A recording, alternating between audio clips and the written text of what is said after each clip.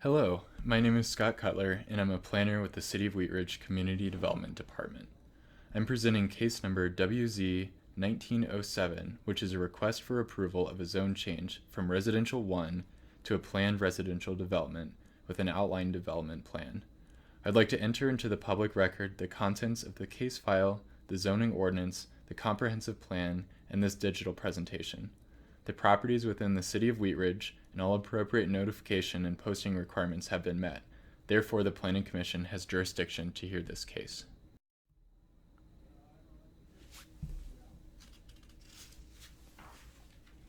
This is a 2018 aerial of the property. The property is outlined in red. It's about 1.28 acres and it's currently vacant. It's just a block east from the Kipling corridor. The surrounding area is a mix of uses. Duplexes are to the east and north, single family to the south, commercial to the west, and Discovery Park to the southwest. This is a zoning map of the site. The site is zoned R1, as are the properties to the south. Properties to the north across 38th Avenue are zoned R2. Duplexes to the east are zoned R2A. There's commercial zoning C1 along the Kipling corridor with some mixed-use zoning further north and west. The applicant is proposing to develop the site with 10 dwelling units, 3 duplexes and 4 single-family homes. The request tonight is for a rezone from R1 to planned residential development.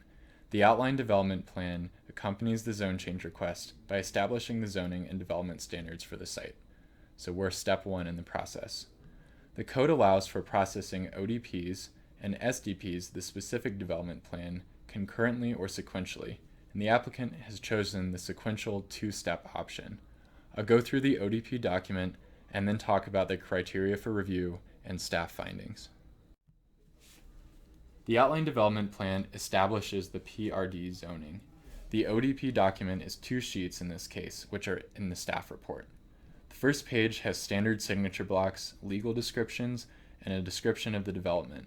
The second sheet, shown here, contains the development standards and the proposed site layout, which I'll show in more detail in a minute. This table summarizes the development standards that are proposed on sheet 2 of the ODP compared to the R1 zoning. For permitted uses, the applicant has proposed single-family as well as duplexes as primary uses. No accessory buildings or RV parking will be allowed. For architecture, the city does not have design standards for duplexes or single-family homes. However, the applicant has proposed self-imposed standards, which include an aggregated 30% masonry requirement, varying elevations so that all units are not identical, and alley-loaded garages. The proposed maximum height of 28 feet for the single-family homes and 25 to 30 feet for the duplexes is lower than the R1 maximum of 35 feet. The number of units, 10 units are proposed, 4 single-family homes and 3 duplexes. This is more than the R1 zoning would allow, but is comparable with the Iris Court development to the east and far below the citywide 21 units per acre maximum. For setbacks, the front setbacks are proposed to be 20 feet from 38th Avenue, and then the side and rear perimeter setbacks on the east and south side are also 20 feet, creating a buffer. The interior side setbacks are proposed to be 7.5 feet for single family. For landscaping, city code requires each lot to be 25% landscaped, including 100% of the front yard, not counting driveways or sidewalks. The ODP also has this requirement, but an additional 11% of the site is dedicated as an unbuildable tract for open space and drainage. And lastly, parking. Each unit is required to have a 2-car garage. All but 3 units will also have a driveway large enough to fit 2 more cars. 4 additional on-site spaces are included, and then 2 on-street parking spaces are created on Johnson Street for a total of 40 parking spaces per this site, or 4 per unit. This is the site plan from page 2 of the ODP with some annotations. The duplexes are located along 38th Avenue with front yards.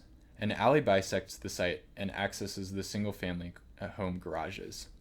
There's additional parking on the west side, but as stated earlier, each unit will have a 2-car garage and most will have parking for 2 vehicles in the driveway. The open space and drainage tract is located along the southern property line and near the additional parking. On-street parking is provided on Johnson Street, with new curb, gutter, and sidewalk added to improve this frontage and as required by the city. This site was subject to a different zone change application by a different owner 2 years ago, which had 6 more units and all duplexes. This site plan is more consistent with the surrounding zoning and has evolved based on feedback from the neighborhood meeting. This is a view of the open space that takes up approximately 11% of the total site. The primary reason for this tract is to allow the drainage way to flow unobstructed without being an individual property owner's responsibility to maintain. The proposed underground detention pond would also be located in this area, under and near the guest parking. This tract would also act as a landscape buffer between the site and the single-family neighborhood to the south. This is a view of the open space tract, plus unbuildable areas that are in the setbacks for the various buildings. The light green you see here will act as an unbuildable open space for each property. Please note that the open space will actually be even larger since most buildings won't be able to take up all of the white space shown on each lot. Each lot is required to be 25% landscaped, which limits the overall building footprint. For example, the yard for the house in the southeast corner will actually be much larger. Only open space within the required setbacks is shown here. These are schematics of how the proposed buildings would sit on the site. As mentioned earlier, the houses would not take up the entire white space on the diagram shown in the previous slide. As you can see, each duplex will have a landscaped front yard between the building and the 38th Avenue sidewalk. The single-family homes will have backyards of varying sizes in addition to the landscape tract to the south. This diagram shows the uses proposed by the ODP in relation to the surrounding uses. You can see that it is adjacent to multiple duplex lots already to the east and north. The single-family portion of the site borders the single-family to the south, although these single-family homes will be on smaller lots. Discovery Park is located to the southwest, and the Kipling corridor is very commercial in nature, with Apple Ridge Cafe, gas stations, Starbucks, Sprouts, and so on.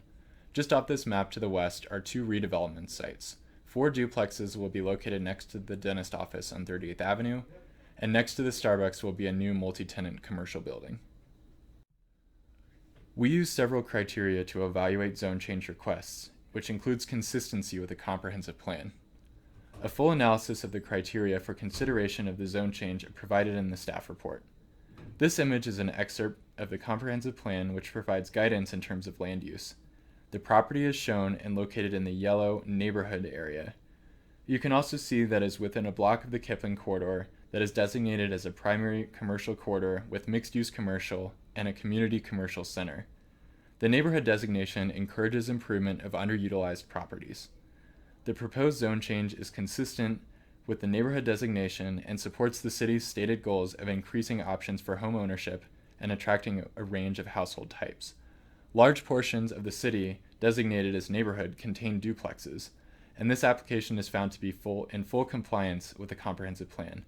It acts as a transition from the higher intensity Kipling corridor to the duplexes and single-family neighborhoods in the area.